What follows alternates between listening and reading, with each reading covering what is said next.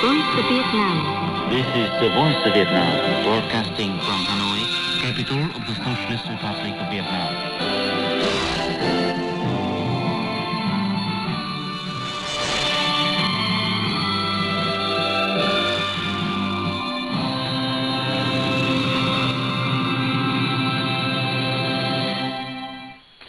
Welcome to the Voice of Vietnam. I'm Nhật Quỳnh. In today's program, after the news, current affairs comments on positive signs of talks to revive Iran's nuclear deal. In our society segment, we'll look at Lacsone's efforts to overcome bomb and mine consequences. And finally, our business report will spotlight the support of the Fund for Binding Youth to start up a business. But first, here's the news with Phương Khanh.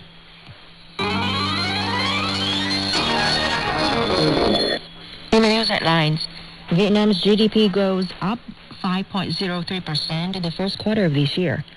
Fitch rates Vietnam at BB with positive outlook. And Russia and Ukraine resume face-to-face talks. And now for the news in detail. President Nguyễn Xuân Phúc has commended a combination of tourism and agriculture developments in the Mekong Delta province of Đồng Tháp. During his visit to Đồng Tháp to inspect local economic models on Tuesday, the president spoke highly of its effective tourism development in Sa Đéc Flower Village and other local economic cooperative models. Có thể từ kết quả này, chúng ta rút ra được nhiều cách dụng cần thiết trong phát triển. From this economic model, we learn a lesson that it's not always necessary to set up cooperatives. We should also promote economic models that have proved effective, like the model in a flower village. We need to increase investment in science and technology and expand our capital and raise the income of flower growers. The same day, the president visited the Nguyễn Sinh Sắc relic site. Nguyễn Sinh Sắc was President Ho Chi Minh's father.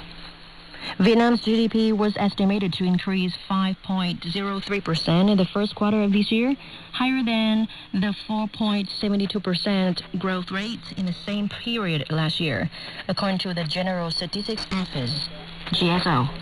Vietnam's economy in the first 3 months of 2022 has seen many positive changes compared to the previous year. Nguyễn Thị Hương, General Director of GSO, said at the press conference announcing socio-economic statistics in the first quarter, adding that the service industry is bouncing back and the industrial sector is developing quite well, especially manufacturing. Total trade grew 19% and the number of foreign arrivals surged 90%. General Director Hương proposed measures to achieve this year's GDP growth target of 6.5%.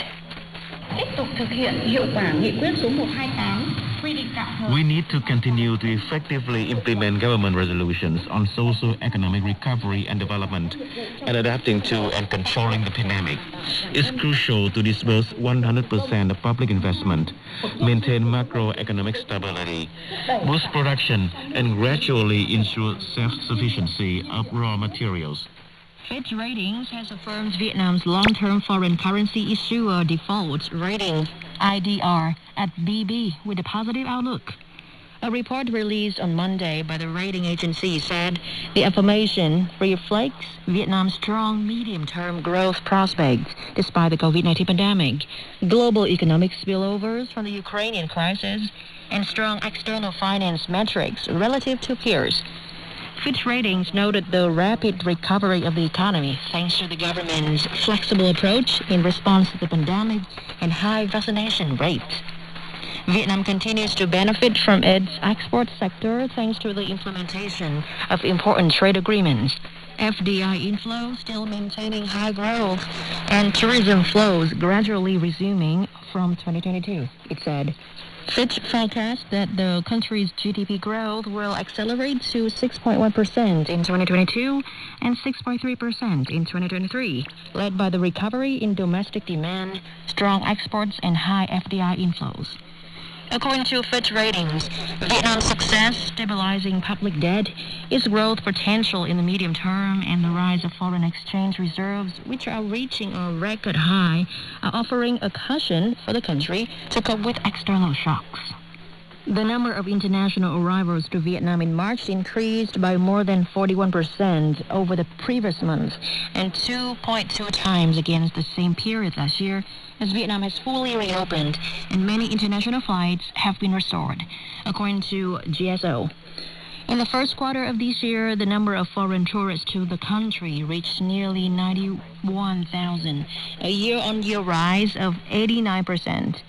Among them, visitors arriving by air accounted for more than 90% of the total international arrivals to Vietnam, an increase of 165%. From March the 15th, tourism activities have been fully reopened for both international and domestic tourism via air, road, rail, and sea routes. Conditions and regulations on immigration and health for international tourists have become much more favorable. The unilateral visa exemption policy for 13 countries has been restored, along with the immigration policy as before the pandemic. Vietnamese with an agriculture visa will be welcome to farms and communities across Australia. Chief Executive Tony Mahar of the Australian National Farmers Federation said on Monday, after Australia signed with Vietnam the first memorandum of understanding of its agriculture visa program. Vietnam's Minister of Labour, Invalids and Social Affairs, Đoàn Ngọc Dung, called the signing an important milestone in the bilateral strategic partnership. The MOU will create a legal framework for Vietnamese citizens to more easily enter Australia to work in the agriculture sector. Maha said the program is crucial to helping Australia's agriculture sector address a workforce shortage that could amount to $70 billion by 2030. Australian Minister for Agriculture David Littleproud said Australia's agriculture sector is short about 20,000 workers. The visa program will accept 1,000 skilled, semi-skilled, and low-skilled foreign workers every year in fisheries, forestry, dairy farming, and farming, particularly grain and wool.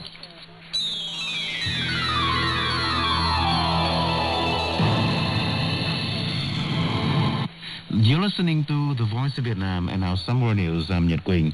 Ukrainian and Russian negotiators met in Turkey on Tuesday for the first face-to-face talks in nearly 3 weeks.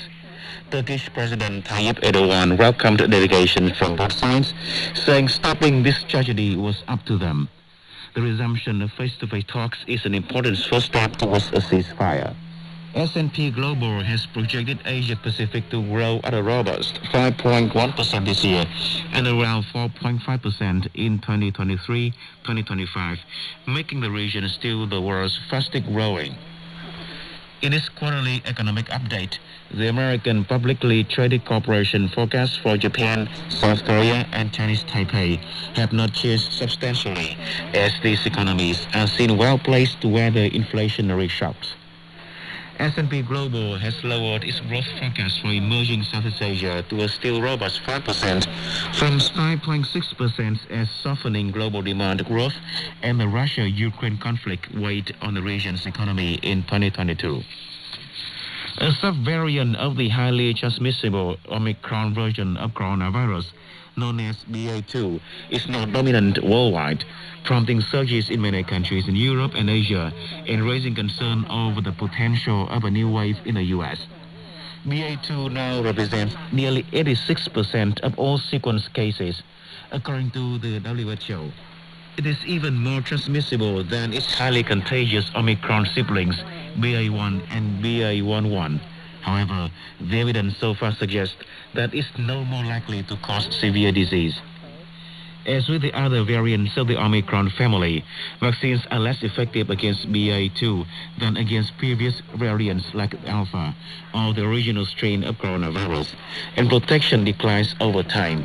However, according to UK Health Security Agency data, protection is restored by a booster jab, particularly for preventing hospitalization and death. BA2 has been called the stealth variant because it is slightly harder to track. The missing gene in BA1 allowed it to be tracked by default through a common PCR test. And now the main points once again. Vietnam's GDP goes up 5.03% in the first quarter of this year. Fitch rates Vietnam at BB with positive outlook. And Russia and Ukraine resume face-to-face talks. And that's the news from Voice of Vietnam.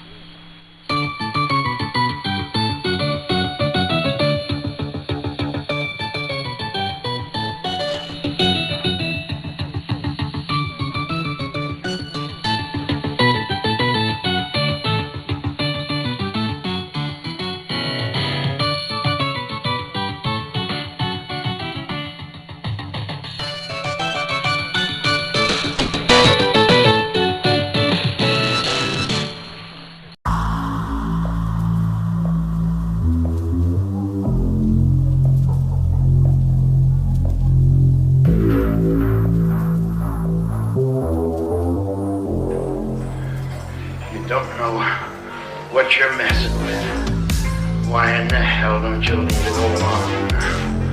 Who is she? They look just like you and I, but inside